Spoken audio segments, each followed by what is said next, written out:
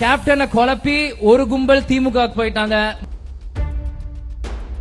ஒரு வாட்டி மிஸ் ஆகும், எப்பயுமே மிஸ் ஆகாது. இது யாரோட ஆசை என்ன எனக்கு தெரியல, எங்க கேப்டனோட ஆசையான்னு தெரியல. 3 வேளை ஒருத்தங்களுக்கு சாப்பாடு கிடைக்கிறது எவ்வளவு கஷ்டம்னு எங்களுக்கு சொல்லி சொல்லி வளர்த்து இருக்காரு. எனக்கும் மதுரைக்கும் விருதுநகர் பந்தம் விட்டு போயிருச்சோ அப்படின்னு நான் ரொம்ப ஃபீல் பண்ணி அன்னைக்கு வாகனத்தை அழுதுட்டு வரேன்னு வந்துட்டு இருந்தேன். ஒரு இளைஞனா இந்த விருதுநகர் தொகுதியில நான் நிக்கிறேன். ஏன்னா ஒரு நாள் நான் இந்த மாதிரி அரசியலுக்கு வருவேன்னு தெரியும், ஆனா இவ்வளவு சீக்கிரம் வருவேன்னு எனக்கு தெரியாது. இது காலத்தின் கட்டாயம். எங்க அப்பா கேப்டன் விருதுநகர்ல பிறந்து மதுரைக்கு போய் இன்னைக்கு சென்னையில இருந்தாரு.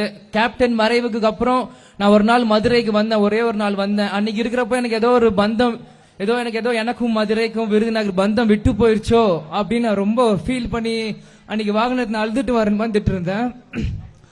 அப்போ இது யாரோட ஆசை என்ன எனக்கு தெரியல, எங்க கேப்டனோட ஆசையான்னு தெரியல. நான் இப்ப சென்னையில இருந்து மதுரைக்கு திரும்பி எங்க மண்ணாக விருதுநகர் தொகுதிக்கு நீங்க நான் போட்டியிடுறேன். நிச்சயம் இந்த பந்தம் என்னைக்குமே விட்டு போகாதுன்னு இந்த ஆண்டவன் சொல்லியிருக்காரு போல. அதுதான் நிறைய பேர் சொன்னாங்க விஜய் பிரபாகர் சென்னையில இருக்காரு, அவர் விருதுநகரை சேர்ந்த வேட்பாளர் இல்ல, அவர் எதுக்கு இங்க போட்டியிடுறாருன்ட்டு. பூர்வீகமா இது எங்களோட மண்ணு, இது எங்க பூர்வீகமே எங்க தாத்தாவோட மண்ணு. ராமானுஜபுரத்துல தான் எங்க தாத்தா இருந்தாரு, எங்க அப்பா பிறந்தாரு. இது எங்களோட மண்ணு. இங்க இருக்கிறவங்க எல்லாருமே எங்க அங்காளி பங்காளிங்க, எங்க சொந்தக்காரங்க தான். உங்க எல்லாருமே எங்க நான் சந்திக்கல ரொம்ப சந்தோஷமா அடைகிறேன், பெருமை அடைகிறேன். கேப்டன் எங்களை உங்களுக்காக எங்களை விட்டு சென்றிருக்காரு. இனி என் பணி முழுவதும் உங்களுக்காக மட்டும்தான். ஏதோ விஜயகாந்த் பையன் சென்னையில இருக்கான் வரமாட்டான், வேசிக்காரில் போறான் அப்படிலாம் யாரும் நினைக்காதீங்க. எங்க அப்பா சின்ன வயசுல இருந்து எங்களுக்கு சராசரியா ஒரு பையன் எப்படி கஷ்டப்பட்டோம், 3 வேளை ஒருத்தங்களுக்கு சாப்பாடு கிடைக்கிறது எவ்வளவு கஷ்டம்னு எங்களுக்கு சொல்லி சொல்லி வளர்த்து இருக்காரு. நிச்சயம் அதே மாதிரிதான் எங்களுக்கு இன்னுமே எங்களோட பணி தொடரும். இன்னைக்கு முதல் முறை நான் விருதுநகர் தொகுதிக்கு வரும்போது அதிமுக எல்லா தொண்டர்களும் நிர்வாகிகளும் சந்திச்சேன். எனக்கு மனப்பூர்வமா ரொம்ப சந்தோஷம் உங்க எல்லாருமே நான் சந்திச்சதுல. ஏன்னா எடப்பாடி எப்பயுமே அழகா சிரிப்பாரு, தலைமை அழகா சிரிச்சாதான் கீழே இருக்க தொண்டை வரைக்கும் சிரிப்பாங்க. அந்த மாதிரி அதிமுக எல்லாருமே அரவணைச்சு அவங்க வீட்டு பிள்ளையா உங்க வீட்டு பிள்ளையா என்னை நீங்க பாத்துக்கிறீங்க. எனக்கு உள்ள வரும்போது எனக்கு தேமுதிக அதிமுக எந்த வேறுபாடும் எனக்கு தெரியல, நம்ம எல்லாரும் ஒரே மாதிரி தான் இருக்கிறோம். அதுக்குதான் என்னன்னு தெரியல, எம்ஜிஆர் கருப்பு எம்ஜிஆர் அந்த பேர் வந்துதான் கூட எனக்கு தெரியல. நிச்சயம் நம்ம எங்க அண்ணியார் சொன்ன மாதிரி ஒரு வெற்றி கூட்டணி, ஒரு ராசியான கூட்டணி, இது நிச்சயம் தொடரும். ஒரு வாட்டி மிஸ் ஆகும், எப்பயுமே மிஸ் ஆகாது. ஏன்னா 2011 அம்மாவும் கேப்டனும் ஆரம்பிச்ச கூட்டணி இந்த கூட்டணி.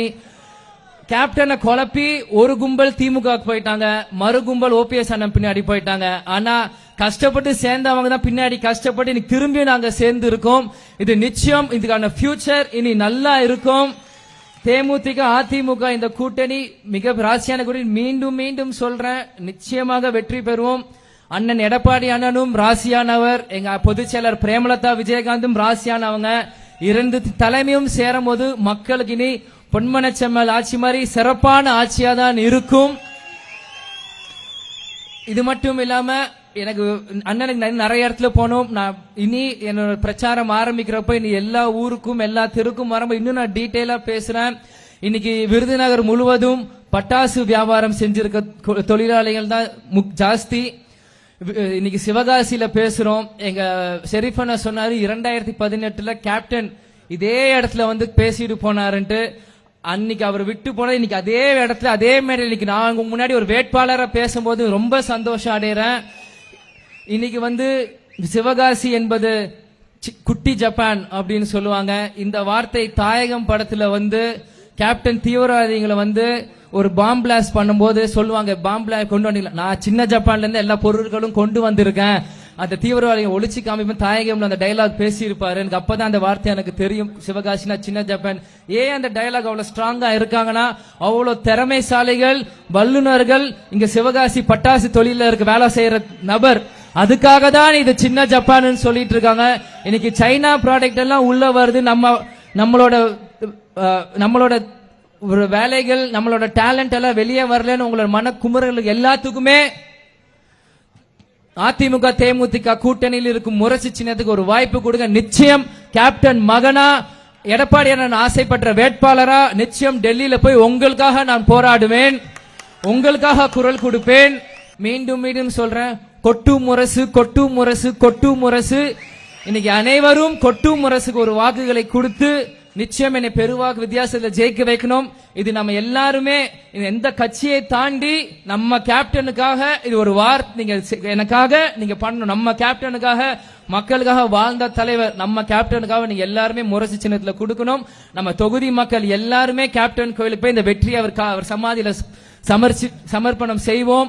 செஞ்சுட்டு என் பணியை தொடங்குறேன். அடுத்த 5 வருஷம் விருதுநகர்ல வீடு எடுக்கணுமா, சிவகாசியில எடுக்கணுமா, சாத்தூர்ல எடுக்கணுமா, அருப்புக்கோட்டையில எடுக்கணுமா, எங்க எடுக்கணும்னு சொல்லுங்க, நான் வந்து உங்களோட வேலை பார்க்க தயாரா இருக்கேன். மீண்டும் மீண்டும் கொட்டு முரசுக்கு ஒரு வாய்ப்பு கொடுங்க.